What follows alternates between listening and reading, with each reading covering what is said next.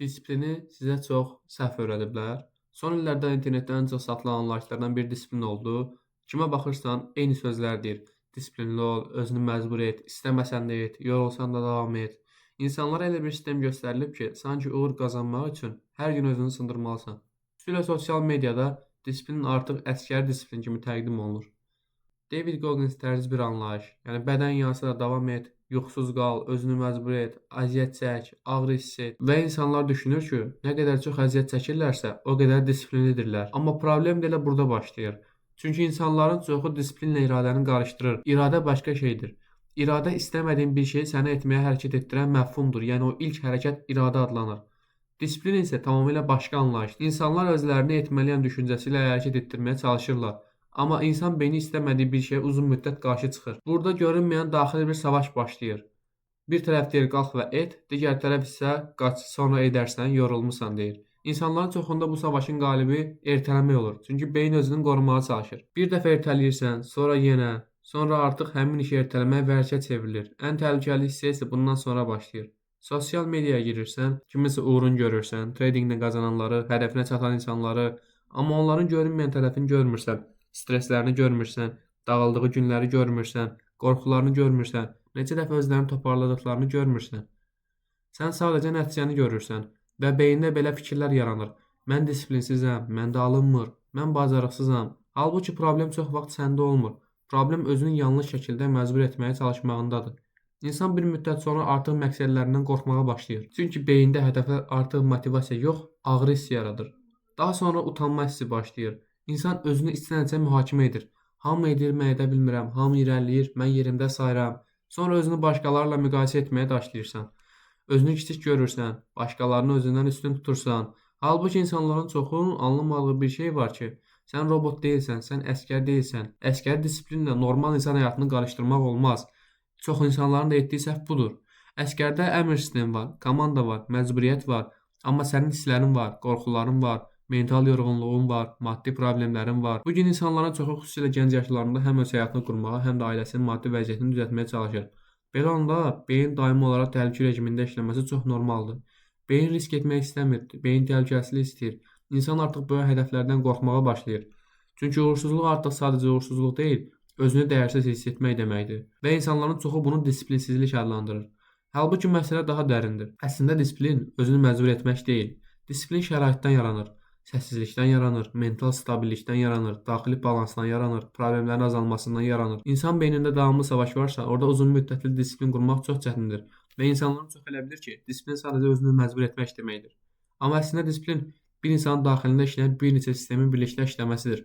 Məsələn, deyək ki, sənin bir hədəfin var. Bu kiçik də ola bilər, çox böyük də. Və sən o hədəfə çatmaq üçün bəzi şeyləri etməlisən.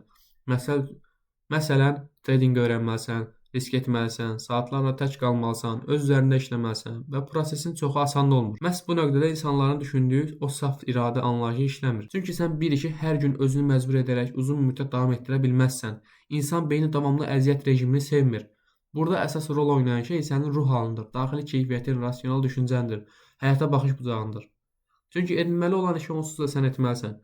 İndi əsas sual budur ki, sən onu özünə zülm edərək edəcəksən, yoxsa daxildə balans yaradaraq? Çünki eyni işi əzab çəkərək də etmək olar, pozitiv olaraq da. Amma sən o işi gülərək etdikdə, beyin artıq sənin düşmənin olmur. Dopamin sistemi sənə qarşı işləməyə əvəzinə səni dəstəkləməyə başlayır. Eynilə Duolingo alovu kimi. İnsan həmin seriyanı qırmaq istəmir. Çünki beyin artıq həmin prosesi ağrı ilə yox, məmnunluq hissi ilə əlaqələndirir. İnsanların çoxunun qaçırdığı detal budur. Əsl disiplin özünü zorlayaraq davam etmək deyil, öz beynini öz tərəfinə çəkməkdir. Stoikizm elə burada işə yarayır. Pozitiv düşüncə burada işə yarayır. Rasional yanaşma burada işə yarayır. Çünki bunda beyindəki daxili savaşı zəiflədir. İnsanlar elə bilir ki, stoikizm duyğusuz olmaqdır. Halbuki stoikizm duyğuları idarə etməyi öyrənməkdir. Pozitivlik isə saxta xoşbəxtlik deyil, çətin prosesin içində belə beynini qaranlığa salmamaqdır. İradə, stoikizm, pozitivlik, mental stabillik, rasional düşüncə, bunların hamısı birlikdə işlədikdə ortaya çıxan şey əsl disiplin olur. Yəni disiplin tək bir xüsusiyyət deyil. Disiplin daxildəki sistemlərin harmoniyasıdır. Uğur qazanan insanların çoxu əslində öz beynindəki savaşı azaltmağı bacaran insanlar olmuşdur. Onlar bir işi görəndə beyin etmədiyə qışqırmır. Çünki onlar özlərini zorla idarə etmirlər. Onlar özlərini anlayaraq idarə edirlər. Tradingdə də əsl disiplin budur. Saatlarla özünü çat qarşısında zorla saxlamaq deyil, elə sistem qurmaq lazımdır ki, yanlış qərar vermək çətin olsun. Çünki insan iradə ilə müəyyən müddət davam edə bilər, amma sistemlə illərlə davam edə bilər. İnsanların çoxunda əslində iradə var. Sadəcə məqsəd yoxdur, sistem yoxdur, mental stabillik yoxdur. Hər şeyin ifratı zərərdir. Həddən artıq rahatlıq da insanı məhv edir, həddən artıq stres də. Əsl disiplin elə bu ikisinin arasındakı balansdır. Videonun son hissəsində onu demək olar ki, bu video disiplinin əsasən nə olduğu haqqında sizin bildiklərinizi daha göz önünə gətirməyə çalışdım bu videoda. Əslində siz bunları bilirsiniz, amma gözünüzün önündə görməmişdiniz indiyə qədər. Məqsədim də sizi bunları göstərmək idi.